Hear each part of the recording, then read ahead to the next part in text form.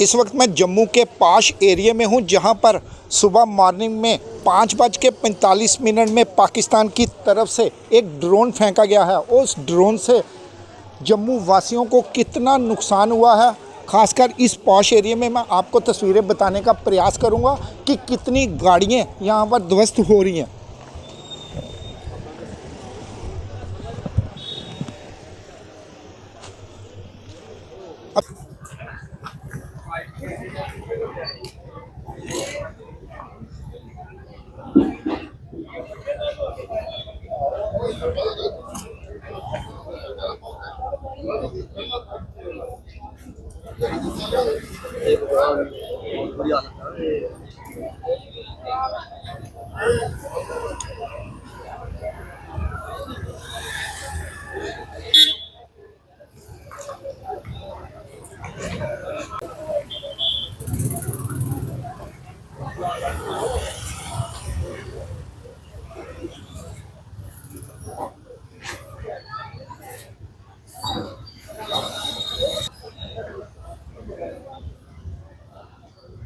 अभी इसके बाद मैं आपको मकानों की भी हालत दिखाऊंगा कि जो मकान यहाँ पर क्षतिग्रस्त हुए हैं। आखिर देखने की बात यह है कि सुबह मॉर्निंग में 5:45 में यहाँ पर ड्रोन फेंका गया है।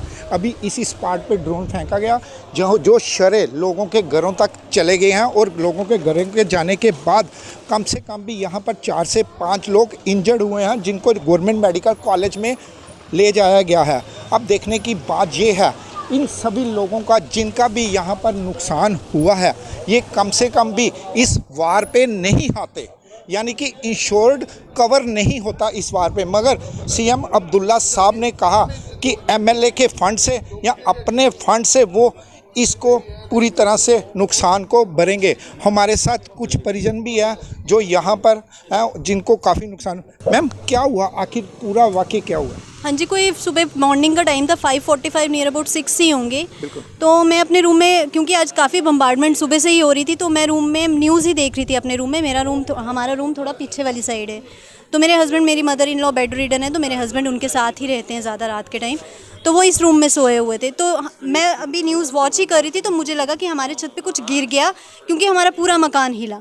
जब मकान हिला तो मैंने सबसे पहले अपनी बेटी को उठाया। मैंने उसको बोला, तुम बाहर निकलो रूम से, कुछ गिर गया छत पे। उस टाइम समझ नहीं आया कि हुआ क्या है। तो मैंने फिर हस्बैंड को आवाज़ लगाई। मैंने कहा, आप भी बाहर आओ, कुछ गिर गया छत के ऊपर, बाहर आ जाओ, मम्मी को रहने दो, मम्मी को हेलमेट पहना देते हैं। इसको भी मैंने हेलमेट पहनाई, खुद भी पहनी, और हस्बैंड के लिए भी लेगी मैं। तो इन्होंने मुझे अंदर से ही आवाज़ लगाई रूम से कि मेरे ऊपर ही गिरा है कुछ। तो मैंने बोला, आप तो अंदर हो, आपके ऊपर कहाँ से गिर गया कुछ? कहते नहीं, मेरे ऊपर ही कुछ गिरा है। तो मैंने जैसे दरवाज़ा खोला तो मुझे कुछ नहीं दिखाई दिया, क्योंकि वहाँ पे धुआं ही धुआं सिर्फ। तो क्या लगता है, यहाँ पर ड्रोन गिरा या मिसाइल क्या था? सर, अब तो हम वो जांच का विषय रहेगा। जांच का विषय है, क्योंकि हमें तो पता नहीं है कि ड्रोन कैसा है या मिसाइल का अटैक कैसा होता है। हमने तो अपनी लाइफ में फर्स्ट टाइम ये सब कुछ देखा। तो इसमें कौन कौन इंजर्ड हुआ?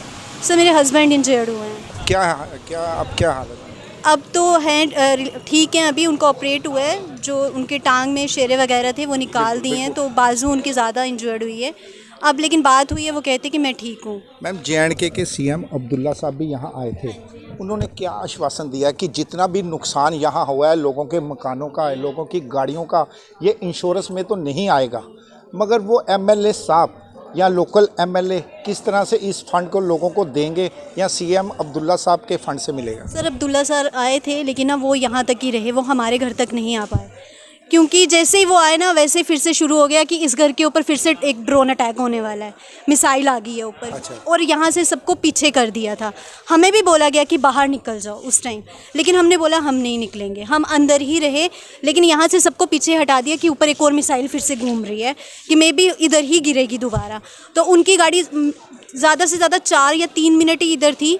उसके बाद वो जैसे ही वो चले गए, तो वैसे ही शुरू हो गया कि सब फिर से एक मिसाइल घूम रही है ऊपर।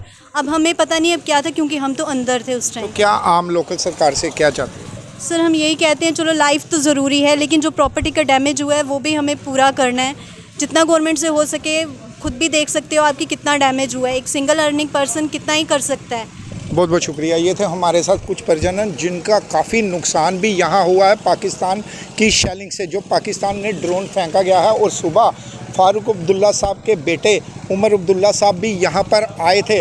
उन्होंने कहा कि हम इस जितना भी डैमेज हुआ है उनका नुकसान भरने के लिए तैयार हैं।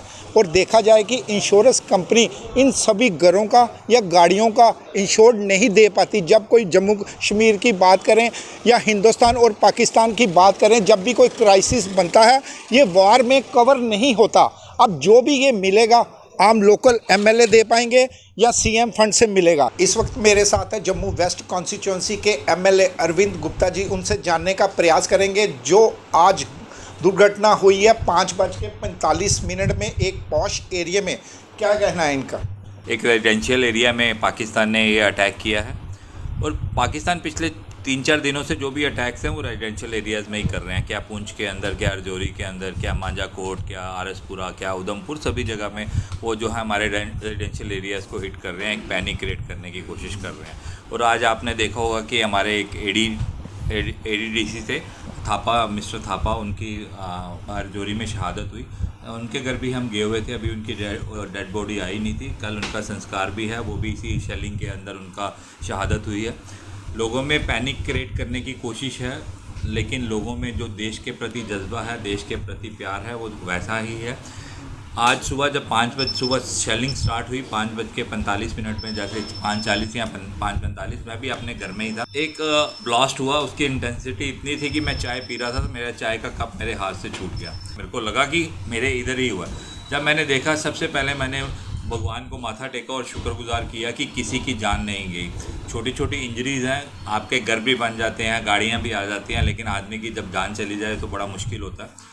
पाकिस्तान अपनी कायराना हरकतों से बाज नहीं आ रहा। वो इंडियन फोर्सेस के साथ डायरेक्टली मुकाबला कर नहीं सकता, इंडियन एयरफोर्स के साथ, इंडियन आर्मी के साथ। उन्होंने बाया मीडिया एक निकाला है कि वो रेजिडेंशियल एरिया में अटैक करते हैं कि लोगों में पैनिक हो, लेकिन हमारे लोगों ने अपना भाईचारा कायम रखा हुआ है। उन्होंने 22 तारीख को जो घटना की थी, जिसका यहाँ से शुरुआत हुई थी, इसमें 22 अप्रैल को हमारे 26 लोगों ने वहाँ पे शहादत दी पहलगाम के अंदर। उन्होंने भी तब भी जो एक वो नैरेटिव था वो सेट करने की कोशिश की, लेकिन उन्होंने देखा कि 4 बार उन्होंने हिंदुस्तान के साथ जंग की और जंग में वो कभी जीत नहीं सके। तो लेकिन उस टाइम भी जम्मू कश्मीर ने और पूरे भारतवर्ष ने एक भाईचारा दिखाया। लेकिन मोदी जी ने कहा था जो हमें छेड़ेगा हम उसको छोड़ेंगे नहीं, और हर बहन के सुहाग का बदला लिया जाएगा। उसके बाद 6 तारीख को जब उनके कैंप्स पे अटैक किया गया, तो उसमें किसी सिविलियन पे अटैक नहीं किया, हमने उनके कैंप्स पे अटैक किया। जो कितनी बार वो अपना उसमें वो उनके जो अगेंस्ट उनके जो प्रोवाइड किए गए हुए हैं कि वहाँ पे कैंप्स पे मिलिटेंट्स वगैरह रहते हैं, यूएनओ वगैरह में, सभी जगह जब भी इंडिया वहाँ पे डोजियर पेश करना होता था, कितनी बार किया, लेकिन पाकिस्तान इन चीज़ों को नहीं मानता था। जब प्रूफ हुआ कि, लेकिन उस दिन भी आपने देखा होगा कि उनकी जो डेड बॉडीज़ थी उन पे उन्होंने नेशनल फ्लैग और नेशनल ऑनर दिया। उन्होंने वो उनको मिलिटेंट मानते ही नहीं। इट मीन्स कि वो आर्मी के साथ आर्मी के सारे आर्मी हैं। पाकिस्तान इस चीज़ में भी सक्सेसफुल नहीं होगा। उन्होंने जो लोगों ने जम्मू में पैनिक फैलाने की कोशिश की है उसमें भी वो नाकामयाब रहेगा। देश के लोगों को अपनी आर्मी पे भी भरोसा है और अपने देश के नेतृत्व पे भी पूरा भरोसा है। जो सर आपको नहीं लगता कि जिस तरह से सिविलियन यहाँ पर मर रहे हैं जम्मू कश्मीर में, ऐसे में पाकिस्तान या हिंदुस्तान की आर पार की लड़ाई होनी चाहिए ताकि ये लड़ाई 6 महीने साल ना कट सके? देखो, मैं जो लड़ाई है, लड़ाई को एक्सेलेरेट करना किसी भी देश के लिए अच्छा नहीं होता, लेकिन उसको मुंह जो तोड़ जवाब देना चाहिए वो आगे भी दिया गया है। उसके घर के अंदर उसको घुस के मारा है और उसको घर के अंदर ही उसको निस्तो निपूत किया जाएगा। मेरे को लगता है कि थोड़े दिनों में, आने वाले टाइम में देखोगे कि जो पाकिस्तान का नक्शा है वो बिल्कुल बदला हुआ होगा। हमारे सीएम वहाँ पे आए हुए थे, हमने उनका नुकसान वगैरह वहाँ पे, हमारे तहसीलदार और वाक़ई ऑफिसर्स भी आए थे, उन्होंने इंस्ट्रक्शंस दिए हैं PWD डिपार्टमेंट को कि जितना भी नुकसान हुआ उसका सर्वे किया जाए। मेरी PWD ऑफिसर से भी बात हुई है, तहसीलदार साहब से भी बात हुई है। मैंने कहा छोटा जितना भी जिनका बनता है उसको आप बना के आप दो, और उसको हम कोशिश करेंगे कि सभी का नुकसान जो है हम पूरा करें।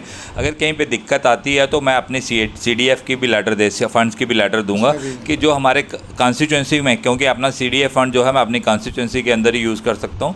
मेरे लिए मेरी कॉन्स्टिट्यूंसी के लोग पहले हैं, उनका दर्द मेरे लिए पहले है। मैं एक MLA नहीं, एक सेवक के रूप में अपनी कॉन्स्टिट्यूंसी में काम कर रहा हूँ। कहीं पे भी किसी को मेरी ज़रूरत होगी मैं उनके लिए हमेशा तैयार हूँ। बहुत बहुत शुक्रिया। ये थे हमारे साथ जम्मू वेस्ट कॉन्स्टिट्यूंसी के MLA अरविंद गुप्ता जी, जिन्होंने साफ अक्षर में कहा कि सुबह उमर अब्दुल्ला साहब आए थे, उन्होंने कहा वासियों को घबराने की ज़रूरत नहीं है, जो भी उनका नुकसान हुआ है अरविंद जी आप CDF से भी देंगे और नहीं तो उमर अब्दुल्ला सरकार CM फंड से भी पैसे उनको दिलाए जाएंगे, जो भी नुकसान रिहाड़ी वासियों का हुआ है। कम से कम अरविंद जी उनके साथ खड़े हैं। दीजिए इजाज़त मुझे और मेरी सभी टीम को। देखते रहिए वीडियो जर्नलिस्ट निखिल बख्शी के साथ मैं विकास गुप्ता, यंग बाइट।